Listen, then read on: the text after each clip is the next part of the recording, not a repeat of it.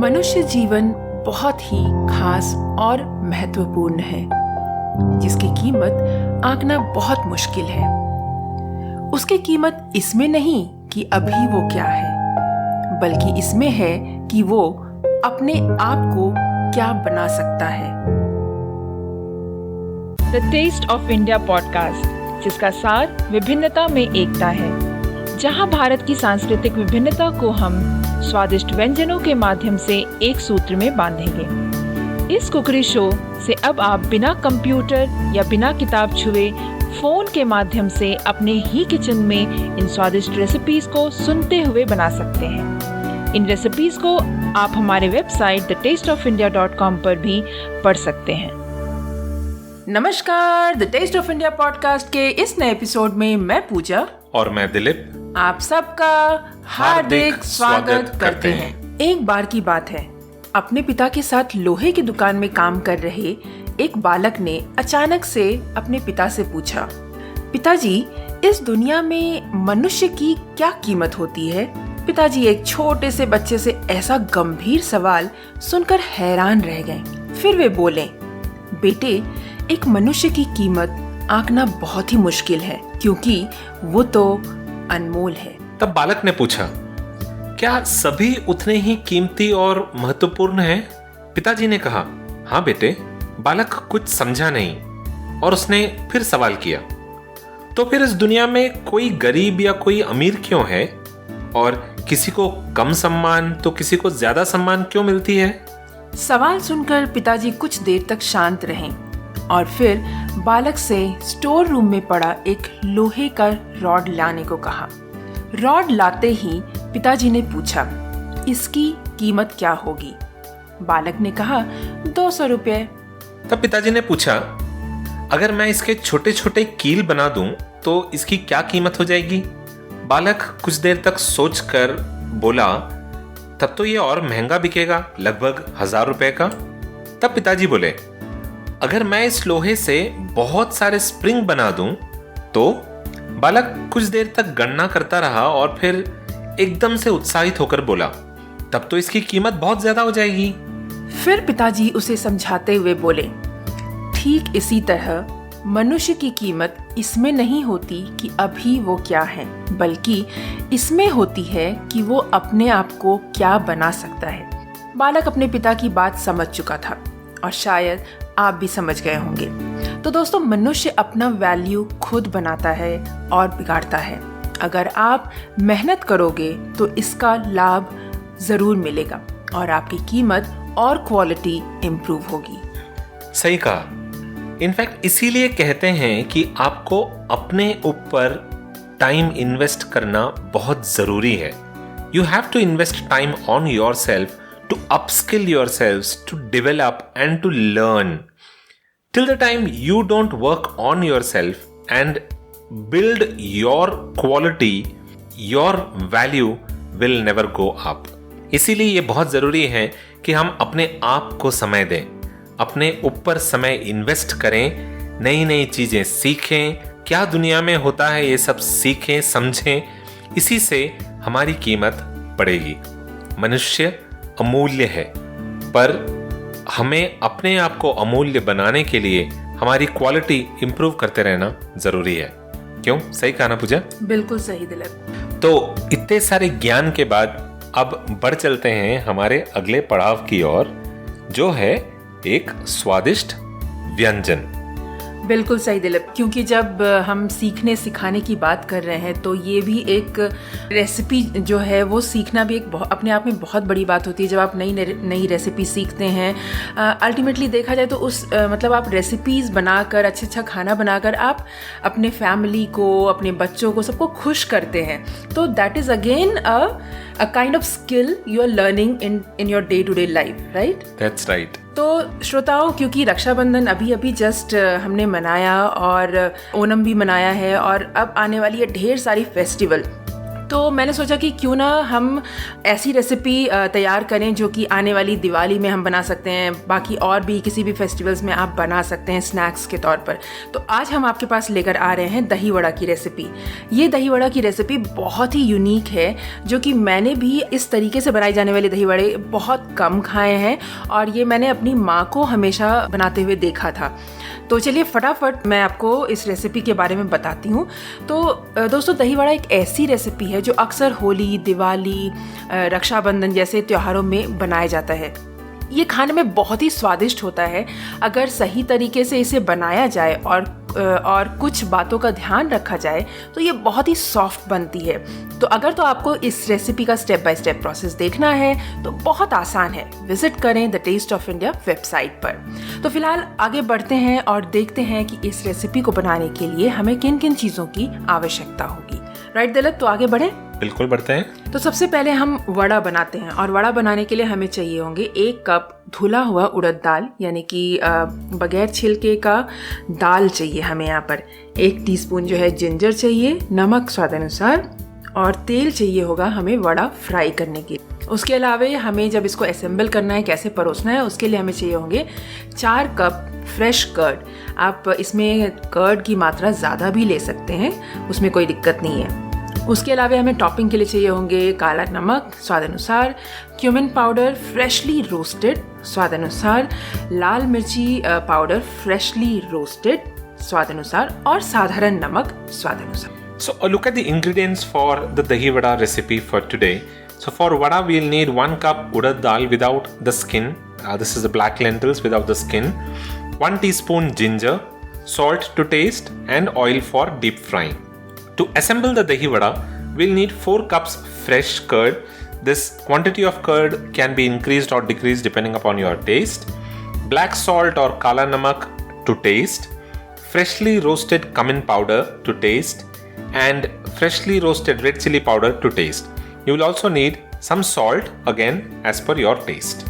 तो आइए देखते हैं कि इस वड़ा वाली रेसिपी को बनाते कैसे हैं। तो वड़ा बनाने के लिए हमें सबसे पहले क्या करना है कि दाल को साफ़ कर लेंगे, वॉश कर लेंगे और उसको हम रात भर के लिए सोक होने के लिए छोड़ देंगे। और जब सुबह हम उठेंगे तो इसको हमें ग्राइंड करना है। तो ग्राइंड करने के लिए हम दाल में से जो पानी है वो ड्रेन कर देंगे और अच्छे पानी से धो लेंगे और उसके बाद उसमें हम नमक और अदरक, इन सारी चीज़ों को डालकर बिल्कुल थोड़ा सा पानी डालकर हम इसे ग्राइंड करना है। यहाँ सबसे बड़ी बात, ध्यान रखने वाली बात है कि इसमें पानी की मात्रा जो आप डालेंगे बहुत केयरफुल होकर डालना है। ज़्यादा पानी बिल्कुल भी नहीं डालना है, कम से कम पानी में इस दाल को आपको पीसना है। उसके बाद जब आपका ये दाल पिस जाएगा और एक स्मूथ सा पेस्ट बन जाएगा तो उसके बाद हमें क्या करना है कि इसे हम अच्छे से फेंटना है हाथ से। जी हाँ दोस्तों, ये भी एक सेकेंड इम्पॉर्टेंट पार्ट है, इसको आपको अच्छे से फेंटना है। और उसके बाद साइड बाय साइड हमें एक कढ़ाई में तेल गरम करना है डीप फ्राई करने के लिए और हमें पानी या तेल की सहायता से अपने पाम को थोड़ा ग्रीस करना है और थोड़ा सा जो आटा है का मिक्सचर तैयार किया है वो हमें अपने हाथ में लेना है। गोल बनाएंगे सबसे पहले, तकरीबन 1 टेबलस्पून आप ले सकते हैं, 1 टेबलस्पून से ज़्यादा भी अगर आप बड़ा सा वड़ा बनाना चाहते हैं। और उसके बाद जैसे डोनट का शेप आपने देखा होगा या फिर वड़ा का शेप जो होता है जनरली, जो हम जनरली सांभर के साथ खाते हैं, तो वैसे शेप में इसको बनाना है और तेल में फ्राई करना है, जैसे ठीक उसी तरीके से जैसे आप वड़ा फ्राई करते हैं। और फ्राई इसे हमें बिल्कुल जो है मीडियम आंच पर ही करना है, ना तो इसे लो रखना है ना ही हाई फ्लेम करना है। तो इस तरीके से हम सारे वड़े को जो है हम फ्राई कर लेंगे। और जब हम फ्राई कर रहे होंगे तभी हमें एक काम करना है कि एक दूसरा स्टव पर एक भगोने में हमें पानी गरम करना है। और पानी गरम जो हो जाता है उसके बाद आप स्विच ऑफ कर दें गैस को। और जैसे जैसे आप वड़ा तलने लगेंगे साथ ही साथ आपको ये करना है कि हर वड़े को आपको उस पानी में डुबोते जाना है। ये प्रोसेस हम इसलिए करते हैं ताकि वड़ा जो है बिल्कुल सॉफ्ट हो जाए, पानी सोखने के बाद बिल्कुल स्पंजी हो जाए। तो इसीलिए इस प्रोसेस को करना बहुत ज़रूरी है। और बस जब सारा वड़ा तल गया आपका, आपने सोक कर लिया, तो इसको थोड़ी देर तक आप छोड़ दें। थोड़ी देर इन द सेंस कि जब तक कि वो पानी का जो टेम्परेचर है वो थोड़ा ठंडा हो जाए तो बेटर है। और उसके बाद हम एक काम करेंगे कि एक बड़ा सा बोल लेंगे जिसमें कि हम दही डालेंगे। दही डालकर उसे अच्छे से फेंट लेंगे। और साथ ही साथ अगर तो आपके पास रोस्टेड चिली पाउडर और रोस्टेड क्यूमिन पाउडर है तब तो कोई बात नहीं है, पर अगर नहीं है तो उसके लिए आप अपने अंदाज के अनुसार थोड़ा सा चिली और थोड़ा सा क्यूमिन सीड्स, इन दोनों को सेपरेटली हल्का सा तवे पर आप रोस्ट कर सकते हैं। रोस्ट करने के बाद उसे ठंडा कर लें और ठंडा करने के बाद हमें चिली और क्यूमिन सीड्स, इन दोनों को सेपरेटली ग्राइंड कर लेना है, पाउडर बना लेना है। आप जब इसको फ्रेशली इस्तेमाल करेंगे ना तो उसका स्वाद ही एक अलग आएगा आपको। और उसके बाद हमें थोड़ा सा क्यूमिन सीड्स का जो पाउडर हमने बनाया है और रेड चिली का पाउडर बनाया है, इन दोनों को हमें फेंटे हुए दही में डालना है। और उसके बाद उसमें हम डालेंगे स्वाद अनुसार काला नमक और स्वाद अनुसार सादा नमक। यहाँ पे हमें सब कुछ थोड़ा थोड़ा डालना है क्योंकि हमें जब टॉपिंग करने होंगे, जब हम प्लेटिंग करेंगे दही वड़ा की, तो तब भी हमें अपने स्वाद अनुसार इन सारी चीज़ों को डालना है। तो इस तरीके से हमें दही में सब कुछ मिक्स करके, और अगर तो आप चाहते हैं कि थोड़ा सा ठंडा ठंडा दही वड़ा खाएं तो उसके लिए आपको एक काम करना है कि इस दही को सब कुछ डाल के फेंटने के बाद थोड़ी देर के लिए इसे फ्रिज में रख दें। फ्रिज से निकालने के बाद दही को उसमें जो है हम वड़ा को जो है डुबोएंगे। वड़ा डुबोने से पहले हमें क्या करना है कि जो पानी में हमने वड़ा डाला हुआ है उसे अपने हाथ, एक वड़ा को अपने हाथ के ऊपर रखें, पाम पे रखें, और दूसरे हाथ से उसके जो पानी है उसे हमें स्क्वीज़ करना है बिल्कुल अच्छे से। इतना भी ज़्यादा उसे ना दबाएं कि वो बिल्कुल मतलब टूट जाए वड़ा। तो ध्यान से आपको इसे स्क्वीज़ करना है और उसको दही में डिप करना है। वो दही में इस तरीके से डिप करना है ताकि बिल्कुल उस वड़ा की जो कोटिंग हो जाए डिप करने के बाद। और अब बारी है प्लेटिंग करने की। तो प्लेट में आप इस डिप किए हुए वड़े को डालें, उसके ऊपर स्वाद अनुसार नमक, काला नमक, क्यूमिन पाउडर रोस्टेड जो हमने अभी भी रोस्ट करके बनाया है, और रेड चिली पाउडर रोस्ट किया हुआ, इन सारी चीज़ों को अपने स्वाद अनुसार आप इसमें टॉपिंग करें। तो बस हो गया मेल्ट इन माउथ दही वड़ा तैयार। यही सेम प्रोसेस आपको फॉलो करना है हर वड़ा के साथ जब आप परोस रहे होंगे। कुछ लोग ऐसा भी करते हैं कि अगर तो दही की मात्रा आपके भगोने में, बोल में बहुत ज़्यादा है तो आराम से आप सारा वड़ा जो है स्क्वीज़ करके एक साथ ही दही में डाल सकते हैं। तो उससे क्या होगा कि वड़ा जो है दही थोड़ा सा सोख लेगा तो उसका टेस्ट और भी ज़्यादा अच्छा आएगा। तो ये आपके ऊपर बिल्कुल निर्भर करता है कि आप कैसे करना चाहते हैं। So on to the instructions to make dahi vada. So first of all, we'll be making the vada. For that, clean, wash and soak the urad dal overnight. Then grind the urad dal with salt and ginger, adding just enough water to make it into a thick and smooth paste. Just ensure that you're not adding a lot of water. The consistency should not be watery, it should be very thick. Now, once the urad dal is ground, then take it in a bowl and continuously beat it for some time till the time the mixture doesn't become fluffy and soft. When that happens, heat oil on a medium flame for deep frying and then grease your palms with oil or water and then put 1 tablespoon of this lentil mix on your palm. Roll it into a donut shape just like the normal vadas that you get in the market that is served along with vada sambar. So it should look like a donut with a hole in between. Then make it into a donut shape and slide each of these vadas into the hot oil and fry till it is light golden in color. Now keep in mind that the flame has to be on medium. It should not be on low or on high. Keep it in medium and then fry it, because only then you will get the right texture and the right softness for the vadas. Side by side, heat water in a big broad pot, and once the water is hot, turn off the heat. Then add the fried vadas to the hot water. Don't add too many at a time. Give enough space for the vadas to breathe, so as they tend to expand a lot in the water, so ensure that you're only dropping it one by one and there is enough breathing space in the water. Keep it in water for about 5 minutes or until they are soaked. Then take the vada out and very gently squeeze them in between your palms to take the excess water out. Don't squeeze them too much to make them very flat. Then do it for all the vadas that you've fried and then set them aside. Soaking the vada in water makes them soft and fluffy and juicy, which is the texture that we really want for this dahi vada. Then roast some cumin seeds and red chili and grind them separately and set it aside. Now you can take the quantity of red chili and cumin seeds as per your taste and roast them and use as per your requirement. Then in a bowl, add curd, then add the roasted chili powder, some amount of the roasted chili powder and some amount of roasted jeera powder, and then give it a nice mix. Then add some black salt and normal salt as per your taste and mix them well.